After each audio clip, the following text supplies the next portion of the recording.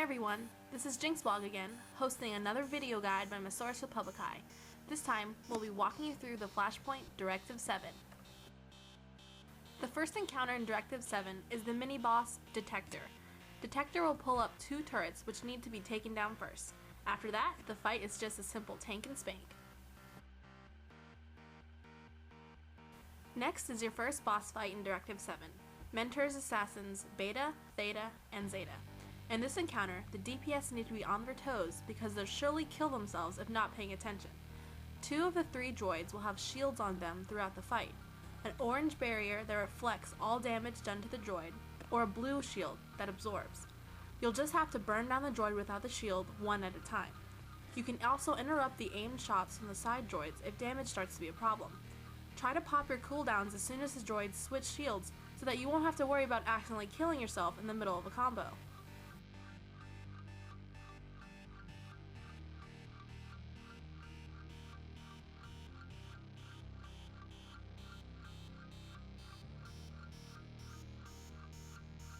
After a short stroll through the factory, you'll come to your next mini-boss, Cyborg. In this fight, Cyborg will immediately call a room full of ads into the area, with more waiting. Make sure you burn down the ads ASAP in order to avoid being overrun. Also, try to have your ranged keep their distance so that they don't get hit by his pushback. Your next encounter is a massive probe droid, Interrogator. Interrogator will periodically scan a party member and spawn a cyborg version of them to fight against you. These ads need to be DPS down quickly to avoid fighting a swarm of clones.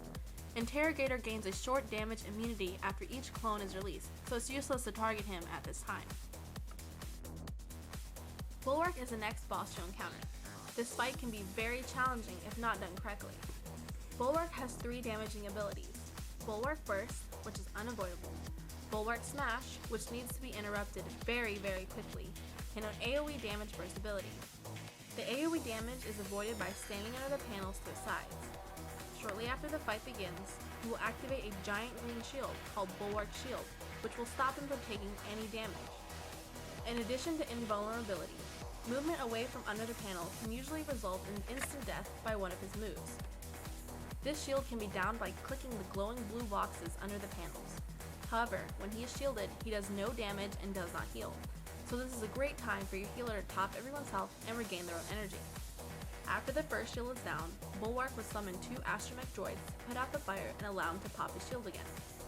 If you want to rest, don't destroy the droids until after they've repaired the panel boxes. Repeat this strategy until Bulwark is laying at your feet. Once you've done Bulwark, continue to your next boss, Assembler. Assembler has 2 turret ads that cannot be downed while he was up because he will repair them. To get the turrets off your party while you burn down Assembler, have one of your DPS hit the turrets once and run behind the big crate to the left of Assembler in order to break line of sight.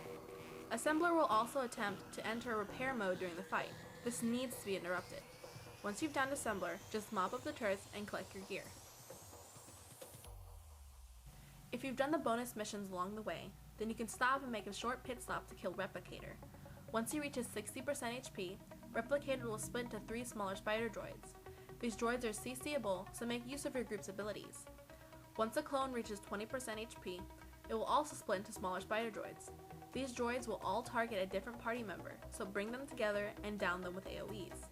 Rinse and repeat the process with the 2 other Replicator clones, and then you'll be ready to kill the final boss of Directive 7, Mentor.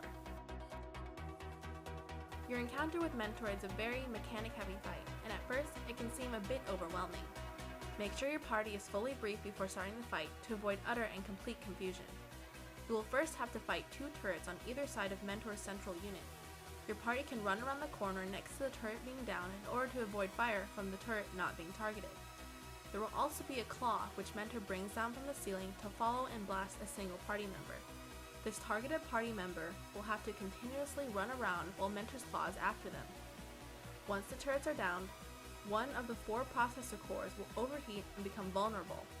You should have one of your DPS take down the core and the turrets protecting it, while the rest of the party focuses on the Mentor core guardian that spawns.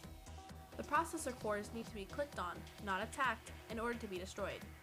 The guardian has 3 abilities, all of which are interruptible. We found it best to interrupt the full auto and charged round abilities. Once the core guardian is down, Mentor will begin blasting random party members with a green beam that does roughly 900 damage per second. This is unavoidable. As soon as the last core is destroyed, Mentor becomes vulnerable and is easily burned out. While the damage in the fight is surprisingly low, the challenge for the healer will be to find enough time to stay still and cast heals on the party. With the tank on the Guardians, a DPS running around shooting cores, and the other trying to avoid the blue circles on the ground, all while avoiding the cloth in the ceiling, I sometimes felt pretty helpless. What worked best to keep my party members alive was to make sure everyone was bubbled, my force armor, as much as possible, and continue throwing heals over time until I got to a point where I could successfully cast the big heals. Try to stand in the middle of the room so you can reach as many party members too. This fight will throw a lot at your team, so make sure everyone is in sync to ensure your victory. Be sure to check back for another of Messores Republicae's video walkthroughs. This is JinxBlog, signing out.